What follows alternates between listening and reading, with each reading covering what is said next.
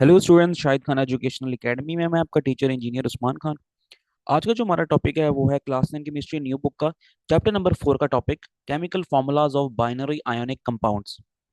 आपने इससे पहले आयोनिक कंपाउंड का नाम तो सुना ही होगा। आयोनिक कंपाउंड ऐसे होते हैं जिसमें हमारे पास एक पॉजिटिवली चार्ज आयन हो और एक नेगेटिवली चार्ज आयन हो। वो दोनों आपस में शेयरिंग ऑफ इलेक्ट्रॉन के प्रिंसिपल से एक आयोनिक बॉन्ड बनाए, रिजल्टिंग हमारे पास जो प्रोडक्ट हासिल हो उसको हम कह देंगे ये आयोनिक कंपाउंड है। लेकिन यहाँ पर आप एक नई टर्म देख रहे हैं जिसका नाम है बाइनरी आयनिक कंपाउंड। तो बाइनरी लफ्ज निकला है, बाय का मतलब होता है दो।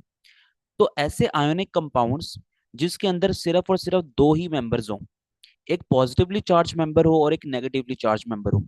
तो अब आप कहेंगे कि यार आयनिक कंपाउंड में भी तो यही होता है कि एक पॉजिटिवली चार्ज होता है और एक नेगेटिवली चार्ज होता है। लेकिन आयनिक कंपाउंड और बाइनरी आयनिक कंपाउंड में फर्क ये है कि जो सिंपल आयनिक कंपाउंड होता है ना, उसके अंदर दो से ज्यादा भी मेंबर्स हो सकते हैं, दो से ज्यादा भी एलिमेंट्स हो सकते हैं।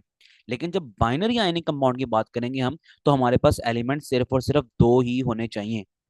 अगर सबसे मोस्ट कॉमन एग्जांपल अगर हम NaCl की बात करें, तो NaCl में आपका जवाब क्या होगा कि ये सिंपल आयनिक कंपाउंड है या फिर बाइनरी आयनिक कंपाउंड है। तो इसका जवाब ये होगा कि ये बाइनरी आयनिक कंपाउंड है, क्योंकि इसके अंदर सिर्फ और सिर्फ दो ही मेंबर्स हैं, एक Na और दूसरा Cl। और आयनिक कंपाउंड का तो जनरल रूल ही यही होता है कि हमारे पास एक मेटल होना चाहिए, एक मेटल जैसे कि सोडियम है, और दूसरा हमारे पास होना चाहिए नॉन मेटल। ठीक है। तो बाइनरी आयनिक कंपाउंड में यही होगा, एक मेंबर मेटल होगा, दूसरा नॉन मेटल होगा, और दो से ज्यादा एलिमेंट्स नहीं हो सकते। लेकिन अगर हम ओवरऑल आयनिक कंपाउंड की बात करें तो आयनिक कंपाउंड में दो से ज्यादा मेंबर्स हो सकते हैं। अगर मैं मिसाल के तौर पे आपको बताऊं कि हमारे पास एक आयनिक कंपाउंड, जैसे कि एक आयनिक कंपाउंड है जिसका नाम है Na2SO4। इसको हम कहते हैं सोडियम सल्फेट। तो आप यहाँ पर देखें, एक एलिमेंट तो हो गया सोडियम, एक हो गया सल्फर, और एक हो गया ऑक्सीजन। कितने मेंबर्स हैं यहाँ पर? आपका जवाब होगा कि इसके अंदर तीन मेंबर्स हैं, यानी कि तीन एलिमेंट्स हैं। तो क्या ये बाइनरी आयनिक कंपाउंड हुआ? हरगिज नहीं। बाइनरी में सिर्फ दो एलिमेंट्स होते हैं, और आयनिक कंपाउंड में दो से ज्यादा मेंबर्स या फिर एलिमेंट्स भी हो सकते हैं। तो हमारे पास हम कहेंगे, अगर हमने बाइनरी आयनिक कंपाउंड और सिंपल आयनिक कंपाउंड में फर्क करना है, तो NaCl एग्जांपल है बाइनरी आयनिक कंपाउंड की, और Na2SO4 एग्जांपल है सिंपल आयनिक कंपाउंड की। तो ये फर्क हो गया बाइनरी आयनिक कंपाउंड और आयनिक कंपाउंड में। तो टॉपिक हमने समझ लिया है। अब हम देखते हैं कि हम इसके अंदर पढ़ने क्या लगे हैं। हमने जो मेन मकसद हमारा पढ़ने का था यहाँ पर था ना, वो था केमिकल फॉर्मूला। लेकिन मैंने सोचा कि बाइनरी का लफ्ज यहाँ पर आ गया, तो हो सकता है बच्चों के जहन में सवाल हो कि बाइनरी आयनिक कंपाउंड और सिंपल आयनिक कंपाउंड में क्या फर्क होगा। तो इसलिए मैंने मुनासिब समझा कि आपको बेसिक अंडरस्टैंडिंग हो टॉपिक की भी। अब हम चलते हैं हमारे टॉपिक की तरफ। टॉपिक हमसे क्या कहता है? टॉपिक हमसे कहता है, इन केमिकल फॉर्मूला लिखना सिखा रहा है हमें बाइनरी यानी कंपाउंड का। In order order to write the formula of an ionic compound, first identify the cations and anions. हमें पता होना चाहिए कि हमारा पॉजिटिवली चार्ज मेंबर कौन सा है और नेगेटिवली चार्ज मेंबर कौन सा है। ठीक है। The number of charges present on them, और उनके ऊपर कौन कौन से चार्जेस अवेलेबल हैं। क्या +1 का चार्ज उसके ऊपर है, क्या +2 का चार्ज उसके ऊपर है, क्या +3 का चार्ज उस पर है, या फिर -1 का चार्ज उसके ऊपर है, फिर -2 का चार्ज उसके ऊपर है। ये हमें पता होना चाहिए। ठीक है। एक तो बात आपको आयनिक बॉन्डिंग वाली जो हमने लेक्चर पढ़ा था चैप्टर नंबर 3 के अंदर, अभी तक आपने आयनिक बॉन्डिंग नहीं समझा ना, तो टॉप राइट कॉर्नर पे आपको लिंक शो हो रहा होगा, वहां पर जाके देख भी सकते हैं उसको। एक बार देख लें ताकि आयनिक कंपाउंड का आपको आइडिया हो, फिर ही जाके ये समझ आएगी बात। अच्छा, आयनिक कंपाउंड में हम ये देखते हैं कि हमारे पास जो मेटल होता है ना, खास तौर पे ग्रुप 1 का मेंबर जो ग्रुप 1 ग्रुप 2 के अल्कली अल्कलाइन अर्थ मेटल्स, उनके ऊपर ना पॉजिटिव चार्ज आता है। क्योंकि उनके आउटर मोस्ट शेल में इलेक्ट्रॉन्स कम होते हैं, तो वो इजीली लूज कर देते हैं, और जो इलेक्ट्रॉन्स लूज करता है उसके ऊपर पॉजिटिव चार्ज आता है। तो हम बहुत मशहूर एग्जांपल देखते होते हैं ना NaCl की। तो Na के ऊपर प्लस चार्ज आता है और Cl के ऊपर नेगेटिव आता है। Na के ऊपर प्लस आता है और Cl के ऊपर नेगेटिव आता है। ऐसा क्यों होता है? क्योंकि इसने Na ने अपना इलेक्ट्रॉन लूज किया और Cl ने अपना इलेक्ट्रॉन एक्सेप्ट किया। तो जो लूज करेगा उसमें पॉजिटिव, जो एक्सेप्ट करेगा उसके ऊपर नेगेटिव चार्ज आएगा। तो हमने बाइनरी आयनिक कंपाउंड का जब केमिकल फॉर्मूला लिखना है, तो हमें ये बात तो पता होनी चाहिए कि हमारे जो मेंबर्स हैं, एक मेटल और एक नॉन मेटल, इन मेंबर्स के ऊपर चार्जेस कौन कौन से आए हुए हैं। नंबर 1, चार्जेस कौन कौन से आए हैं, और नंबर 2 जो बात हमें पता होनी चाहिए कि चार्जेस की वैल्यू क्या है। NaCl के केस में +1 है Na पे, और Cl पे -1 है। लेकिन कुछ ऐसे भी होंगे जहां पर +1 की बजाय +2 होगा, और कुछ ऐसे भी होंगे जो एक्सेप्ट करने वाले, जिस तरह Cl पे -1 है, तो उनके ऊपर -2 होगा। वो भी हम आगे जाके हम देख लेंगे, ठीक है। हमें ये बातें पता होनी चाहिए। बात क्लियर हो गई। हमें पता होना चाहिए कि हमारे पास जो एक मेटल और नॉन मेटल है उनके ऊपर चार्जेस कौन से हैं, फिर उन चार्जेस की वैल्यू क्या है, ठीक है। तो हमें ये दो बातें पता होनी चाहिए। आगे चलते हैं। Finally combine the two ions together, फिर आप दोनों आयंस को मिलाओ। जिस तरह Na और Cl को मिलाएंगे तो हमारे पास क्या बनेगा, NaCl, इस तरह, ठीक है। मिलाओ to form a electrically neutral compound, फिर आपके पास जो NaCl बनेगा ना वो इलेक्ट्रिकली न्यूट्रल है। कैसे, अब देख लें आप खुद ही। जब मैंने Na लिखा तो मैंने प्लस चार्ज लगाया उस पर, जब मैंने Cl लिखा उस पर नेगेटिव चार्ज लगाया, तो चार्ज तो यहाँ पर आ गए ना। अब न्यूट्रल कैसे होगा, जब ये आपस में मिलेंगे तो प्लस और माइनस ये दोनों चार्जेस एक दूसरे के इफेक्ट को न्यूट्रल कर देंगे। तो हमारे पास जो कंपाउंड होगा वो चार्जेस के बगैर वाला न्यूट्रल कंपाउंड होगा। आ गई बात समझ, ये पहला पैराग्राफ हमारा यहाँ पर खत्म हो गया। आगे चलते हैं जी। If you if you know the name of the binary ionic compound, अगर आपको बाइनरी आयनिक कंपाउंड का नाम आता है, फिर आप क्या करें, then you write its chemical formula, फिर आप इसका केमिकल फॉर्मूला लिख लें। जिस तरह मुझे NaCl का पता था तो मैंने NaCl लिख लिया। मुझे पता था कि सोडियम क्लोराइड को हम NaCl ही बोलते हैं, तो मैंने NaCl लिख लिया। Starting by writing symbol of cation, लेकिन इसको लिखना जिस तरह मैंने है ना उसको अब हम प्रॉपर तरीके से लिखना सीखेंगे इस टॉपिक के अंदर। कहते हैं start by writing symbol of cations with its charge, then write the symbol of anion with its charge and find out how many of these ions are needed to give the electrically neutral compounds। अब हमें सबसे पहले ये देखना है कि हम अगर पहला मेंबर लिखेंगे, जिस तरह हमने Na लिखा, हम पहला मेंबर लिखेंगे तो उसके ऊपर हम चार्ज डाल देंगे, उसके ऊपर चार्ज कौन सा है। मैं Na लिखूंगा, मैं लिखूंगा Na के ऊपर +1 चार्ज है। फिर मैं लिखूंगा Cl, उसके ऊपर बता दूंगा उसके ऊपर -1 का चार्ज है। फिर मैं देखूंगा कि इन दोनों के चार्जेस +1 -1 बराबर चार्जेस हो गए हैं, तो मेरा जवाब होगा हाँ यार 1 1 के चार्जेस दोनों बराबर हो गए हैं। अब मैं क्या करूंगा, अब मैं इसको लिखूंगा, लेकिन लिखूंगा किस मेथड के साथ, वो मेथड आगे पढ़ते हैं। कहते हैं for example write down the formula of lithium oxide. NaCl को भी हम यहाँ पर रहने देते हैं, फिर इसको हम पूरा करते हैं। अब हम जो बात करते हैं जो बुक ने हमें दिया हुआ है उसके मुताबिक हम देखते हैं क्या हमारी बात है। कहते हैं लिथियम ऑक्साइड के केस में the symbol of lithium cation with its single positive charge is Li+। कहते हैं लिथियम, लिथियम कौन से ग्रुप का मेंबर है, लिथियम ग्रुप 1 का मेंबर है।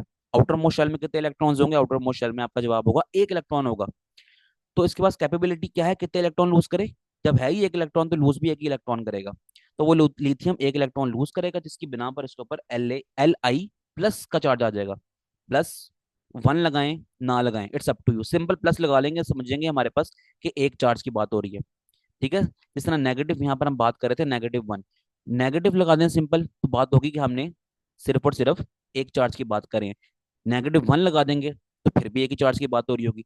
तो फिर असूल यही होता है कि अगर आपने एक चार्ज की बात करनी है ना सिंपल, तो आप ना 1 1 ना ही लगाएं तो बेहतर है। सिर्फ प्लस लगा दें तो पता लग जाएगा +1 की बात हो रही है, सिर्फ माइनस लगा दें तो बात पता लग जाएगी कि -1 की बात हो रही है। ओके। अब लिथियम जब एक ही इलेक्ट्रॉन लूज कर सकता है तो इसके ऊपर लिथियम प्लस चार्ज आ रहा है। The symbol of anion is O2-। लेकिन लिथियम के साथ, लिथियम मेटल है, इसके साथ जो दूसरा कंपाउंड है, ओ सॉरी दूसरा मेंबर है, एलिमेंट है, वो हमारे पास कौन सा है, वो है O2-। क्यों, क्योंकि ऑक्सीजन के पास डेफिशिएंसी है 2 इलेक्ट्रॉन्स की, ऑक्सीजन ग्रुप 16 का है, आउटर मोस्ट शेल में 6 इलेक्ट्रॉन्स हैं, डेफिशिएंसी कितने की हो गई, 2 इलेक्ट्रॉन्स की, स्टेबिलिटी के लिए 8 चाहिए इसको। तो क्या करेगा, ये 2 इलेक्ट्रॉन्स एक्सेप्ट करेगा, और किससे करेगा, लिथियम से करेगा। तो लिथियम के पास तो एक ही है इलेक्ट्रॉन लूज करने के लिए, तो क्या करेगा, एक इसको दे देगा तो फिर क्या हो जाएंगे, फिर भी 7 हो जाएंगे इलेक्ट्रॉन्स। आउटर मोस्ट शेल अभी भी कंप्लीटली फिल नहीं होगा। फिर क्या होगा, हम कहेंगे कि lithium, single lithium is not enough to make an ionic compound, हमें 2 लिथियम चाहिए होंगे, ठीक है। हमें लिथियम प्लस और एक और लिथियम प्लस चाहिए होगा, जिसको हम कह देंगे Li2। इसको हम क्या कह देंगे, Li2। फिर जाके ये ऑक्सीजन से रिएक्ट करेगा और जाके complete stable binary ionic compound बनाएगा। बात समझ आ रही है। लिथियम के ऊपर सिर्फ प्लस लगा हुआ है, इसका मतलब ये है कि लिथियम एक ही इलेक्ट्रॉन लूज कर सकता है। अगर एक इलेक्ट्रॉन लूज करके ऑक्सीजन को दे भी देगा तो ऑक्सीजन की तो वैलेंसी फिल नहीं होगी, ऑक्सीजन को तो 2 चाहिए थे। तो फिर क्या करेंगे, लिथियम के साथ एक और लिथियम ले आएंगे। आपने सुना ना मशहूर डायलॉग, मैं हूं मेरे साथ भी मैं हूं। तो लिथियम है, लिथियम के साथ भी लिथियम ही है, फिर 2 लिथियम आएंगे, फिर जाके ऑक्सीजन से बॉन्ड बनाएंगे वो, तो फिर जाके हमारे पास Li2O, लिथियम ऑक्साइड का स्टेबल बाइनरी आयनिक कंपाउंड बनेगा। अब वो लिखने का तरीका क्या है वो देख लें। कहते हैं हमने ना अप्लाई करेंगे मेथड क्रिस क्रॉस का, ठीक है। क्रिस क्रॉस का मेथड ना ये होता है कि हम इस तरह की ना ये बना देते हैं, ये ठीक है, इस तरह बना देते हैं। कुछ खास नहीं है, बस एक नाम ही है, और इस तरह की लाइंस वगैरह बना रहे हैं, ऐसा कोई मसले की बात नहीं है ये। अब हम क्रिस क्रॉस मेथड अप्लाई करेंगे to write the formula, formula लिखने के लिए। In this method the numerical value of each of the ions charges crossed over to become the subscript of the other ion. तो कहता है कि ना हम यहाँ पर देखेंगे कि लिथियम के ऊपर +1 का चार्ज है, ठीक है, उस चार्ज को सर्कल करेंगे और उसको लेके आएंगे कि जरूरत किसकी है उस चार्ज को, उस चार्ज की जरूरत है ऑक्सीजन को, तो ऑक्सीजन के पास ले आएंगे। सिमिलरली एनाइन के केस में 2- है, 2- की जरूरत किसको है, 2- की जरूरत लिथियम को है, तो लिथियम के पास ले आएंगे। अब क्या होगा, यहाँ पर हमारे पास बन जाएगा Li2O। हम सिर्फ और सिर्फ चार्जेस लेके आ रहे हैं, वो +1 का चार्ज लेके आए हैं हम ऑक्सीजन के पास। इसका मतलब हरगिज ये नहीं है कि हम बात ये कर रहे हो कि जो प्लस है सिर्फ एक ही इलेक्ट्रॉन ऑक्सीजन के पास लेके आ रहा है। सिर्फ लिथियम के चार्जेस हमने, जो क्रिस क्रॉस मेथड होता है ना, उसमें सिर्फ हमने चार्जेस लेके आने होते हैं। हमने ये नहीं पता लगाना होता कि यहाँ पर हमें कितने नंबर ऑफ एटम्स चाहिए होंगे, वो हमें पता होना चाहिए। लिथियम अगर एक चार्ज लेके आ रहा है और ऑक्सीजन के पास 2- है, तो ऑक्सीजन को एक और चाहिए, ठीक है। ऑक्सीजन के पास 2- है, तो इसका मतलब ये है कि ऑक्सीजन ने 2 एक्सेप्ट करने हैं, तो ये तो सिर्फ एक दे रहा है, तो इसका मतलब है कि हमारे पास एक और लिथियम होगा, तो फिर एक और एक मिलेंगे, फिर जाके 2 पूरे करेंगे ऑक्सीजन की। तो मैंने कोशिश किया कि आपको अच्छे से समझा दूं, उम्मीद करता हूँ समझ आ गई होंगी बातों की। तो हम एक और एग्जांपल करते हैं क्रिस क्रॉस मेथड से। यहाँ पर लिखा हुआ है एल्यूमिनियम, एल्यूमिनियम ऑक्साइड बनाना है हमने। कैटाइन हमारे पास जो है वो है एल्यूमिनियम 3+। अब आपका सवाल होगा कि एल्यूमिनियम के ऊपर 3+ कैसे आ गया। एक तो ना बिल्कुल सिंपल सा एक कॉन्सेप्ट है। आपको तकरीबन जो मशहूर मशहूर एलिमेंट्स है ना, जैसे सोडियम हो गया, मैग्नीशियम, कैल्शियम, एल्यूमिनियम, इस तरह के जो मशहूर मशहूर हमारे पास एलिमेंट्स होते हैं, आपको पता होना चाहिए कि कौन से ग्रुप से हैं ये पीरियोडिक टेबल के अंदर। तो एल्यूमिनियम जो है ना वो ग्रुप 13 से है। तो आउटर मोस्ट शेल के अंदर इसके 3 इलेक्ट्रॉन्स हुए हैं। तो कैपेबिलिटी कितनी है इलेक्ट्रॉन लूज करने की, आपका जवाब होगा कि 3 इलेक्ट्रॉन्स लूज करने की इसके अंदर सलाहियत है। अब मैं लूज क्यों कह रहा हूँ, क्योंकि जब हमारे पास 4 से कम इलेक्ट्रॉन्स होते हैं ना आउटर मोस्ट शेल के अंदर, तो वो लूज ही करते हैं हमेशा। तो ग्रुप 13 का मेंबर है, ग्रुप 13 का member aluminium, outer most shell में 3 इलेक्ट्रॉन्स हैं, तो 4 से कम है ये। इसका मतलब है कि ये अपने तीनों इलेक्ट्रॉन्स लूज करेगा। जब ये लूज करेगा तो इसके ऊपर 3 इलेक्ट्रॉन लूज कर रहा है, तो इसके ऊपर 3+ का चार्ज आ जाएगा, ठीक है।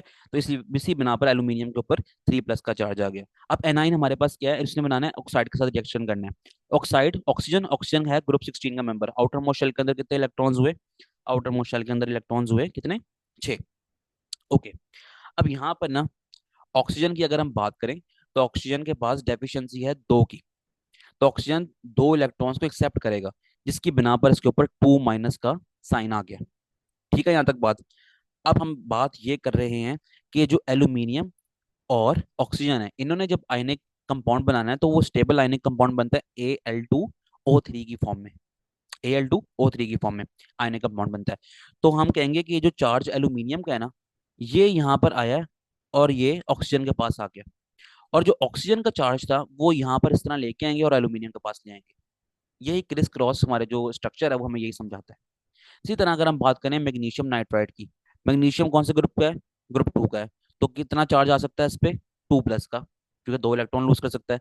नाइट्राइड, नाइट्राइड कौन से ग्रुप का है, नाइट्रोजन की बात हो रही है यहाँ पर, नाइट्रोजन ग्रुप 15 का है। तो ग्रुप 15 का है, तो उसके पास कितने इलेक्ट्रॉन एक्सेप्ट करने की कैपेबिलिटी है, आपका जवाब होगा 3 इलेक्ट्रॉन्स की, क्योंकि इसने 5 इलेक्ट्रॉन्स पहले से हैं, 3 एक्सेप्ट करेगा तो 8 पूरे कर लेगा। इसके इसी बिना पर इसके ऊपर 3- का चार्ज आ गया। तो अब हम क्या करेंगे, जो एम जी वाला जो चार्ज था उसका लेके आएंगे, उसकी एक लाइन इस चार्ज के ऊपर ले आएंगे, और इसके जो नाइट्रोजन का चार्ज था उसकी लाइन उठा के लेके आएंगे एमजी के पास। बस यही काम करना है, और आपने नाम याद कर लेना है इसका कि मैग्नीशियम नाइट्राइड क्या होता है, Mg3N2, ठीक है ना। यानी कि अभी हमने सिंपल Mg और N की बात की है कि चार्जेस किस तरह ट्रांसफर हो रहे हैं, ठीक है। लेकिन अगर हम एक प्रॉपर कंपाउंड की बात करें, आयनिक कंपाउंड की, तो वो इस तरह फॉर्म में होता है कि 3 Mg और 2 नाइट्रोजन, 3 मैग्नीशियम और 2 नाइट्रोजन पार्टिसिपेट करें तो फिर मैग्नीशियम नाइट्राइड बनता है। अब मैं इतनी डेप्थ में नहीं जाऊंगा कि हम अलग अलग अलग सबके लिखें, ठीक है। Mg अगर 3 है तो 3 मरतबा Mg लिखूं मैं, नाइट्रोजन अगर 2 है तो मैं 2 मरतबा लिखूं, ऐसे नहीं जाएंगे। हमने यहाँ पर ये बात नहीं समझनी कि ये किस तरह बॉन्ड बनाया है इन्होंने। आयनिक कंपाउंड में हम ये बात समझ के आ चुके हैं। हमने सिर्फ ये देखना है कि चार्जेस ट्रांसफर किस तरह हो रहे हैं, ठीक है, और कौन सा मेंबर, कौन सा एलिमेंट कितने चार्जेस लूज कर रहा है, और कौन सा एलिमेंट कितने चार्जेस एक्सेप्ट कर रहा है, वो बातें मैंने आपको सब बता दी हैं। तो उम्मीद करता हूँ ये बातें आपको समझ आ रही होंगी। हो गया ये बात। अब यहाँ पर पढ़ते हैं कि इंटरेस्टिंग इन्फॉर्मेशन, फिर टेबल देखते हैं नीचे। कहते हैं the composition of all chemical products, जो जितनी भी केमिकल प्रोडक्ट्स हैं ना दुनिया में, हमारी जिंदगियों में जिनको हम इस्तेमाल करते हैं, जैसे कि शैम्पूज हो गए बाल धोने के लिए, परफ्यूम्स हो गए खुशबू के लिए, साबुन हो गए, फर्टिलाइजर खादें हो गई क्रॉप्स को डालने के लिए, और फॉर्म यूजिंग स्टेकोमेट्रिक कैलकुलेशन। ठीक है। तो ये कहता है कि जितनी भी हमारे पास यूजफुल प्रोडक्ट्स है ना, इसके लिए हमें सब के लिए स्टोइकोमेट्रिक कैलकुलेशंस करने की जरूरत है, क्योंकि हमें पता होना चाहिए कि हमारे पास कितने रिएक्टेंट्स हैं जिसकी बिना पर हम वो यूजफुल प्रोडक्ट्स जैसे कि शैम्पूस परफ्यूम्स वगैरह बना सकते हैं। ठीक हो गया ना। तो ये सब कुछ हमें पता होना चाहिए डिजायर्ड क्वांटिटी में, फिर ही जाके हम प्रोडक्ट बना सकते हैं। अगर ऐसा हो जाए कि हमने रिएक्टेंट ज्यादा इस्तेमाल कर लिए, रिएक्टेंट प्रोडक्ट क्या है, तो हमने इस चैप्टर के बिल्कुल स्टार्ट का जो पहला लेक्चर था, ठीक है, तो वहां पर समझा था हमने रिएक्टेंट क्या होता है, प्रोडक्ट क्या होती है। ओके। अब हमारे पास अगर रिएक्टेंट ज्यादा हैं और प्रोडक्ट हमें कम बनानी है, तो रिएक्टेंट तो फिर जाया हो गया ना। तो ये सब कुछ जाया करने से पहले हमें ये सोचना चाहिए कि हमें कितने प्रोडक्ट बनानी है, फिर उसी हिसाब से रिएक्टेंट्स लेने। एक तो मतलब इसका ये हो गया। अब दूसरा मतलब इसका ये होगा कि हमें पता होना चाहिए कि हमारे पास जो स्पेसिफिक कंपाउंड जो हम बना रहे हैं उसका फॉर्मूला क्या है। ठीक है। कितने आइटम्स स्पेसिफिक एलिमेंट के डलते हैं, कितने आइटम्स किसी और एलिमेंट के डलते हैं, ये सब पता होना चाहिए। तो उसके हिसाब से हम फिर रिएक्टेंट्स लें। अगर मैं आपको कह दूं मैंने पानी बनाना है, तो पानी का फॉर्मूला तो H2O होता है, ऐसे ही है ना। तो मैंने यहाँ पर 2 मॉलिक्यूल्स H2O के बनाने हैं। मैं क्या करूंगा, मैं यहाँ पर लूंगा 2H2 + O2। अगर तो मैं ये रिएक्टेंट्स ले लूंगा ना, तो फिर ये प्रोडक्ट बनेगी। अगर मैं ये रिएक्टेंट्स नहीं ले पाऊंगा तो ये प्रोडक्ट भी नहीं बन पाएगी। ठीक है। अगर मैंने यहाँ पर 3H2 ले लिए, तो क्या पानी बन पाएगा? आपका जवाब होगा पानी नहीं बन पाएगा, कुछ और ही बन जाएगा फिर।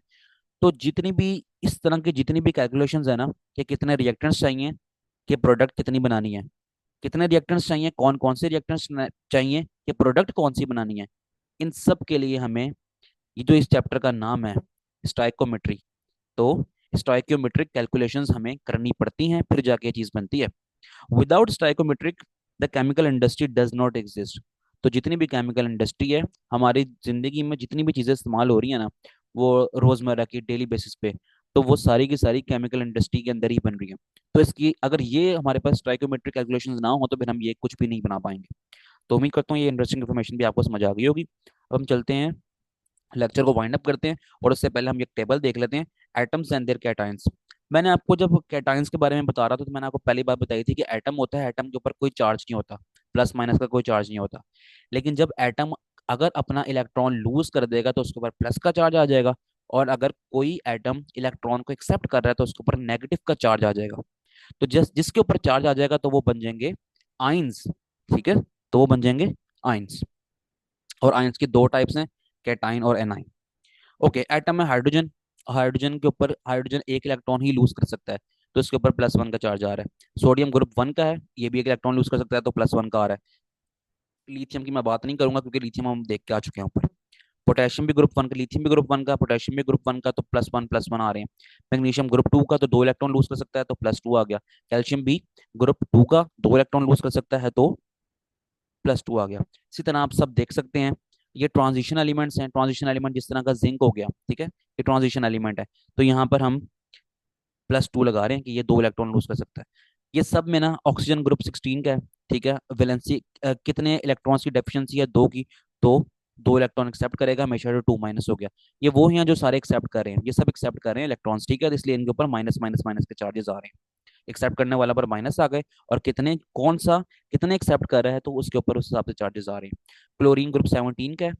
स्टेबिलिटी के लिए चाहिए होते हैं 8 इलेक्ट्रॉन्स, इसके पास 7 हैं, तो 1 इलेक्ट्रॉन ही एक्सेप्ट करेगा, तो Cl1 - आ गया। याद है ना, मैंने ऊपर NaCl की बात की थी, मैंने कहा था कि यार NaCl के केस में जो है ना, हम ये करेंगे कि चार्ज न्यूट्रल कब होंगे, कि Na जो कि 1 इलेक्ट्रॉन लूज कर सकता है, और Cl जो कि 1 इलेक्ट्रॉन एक्सेप्ट कर सकता है, इनके चार्जेस पहले से न्यूट्रल हैं।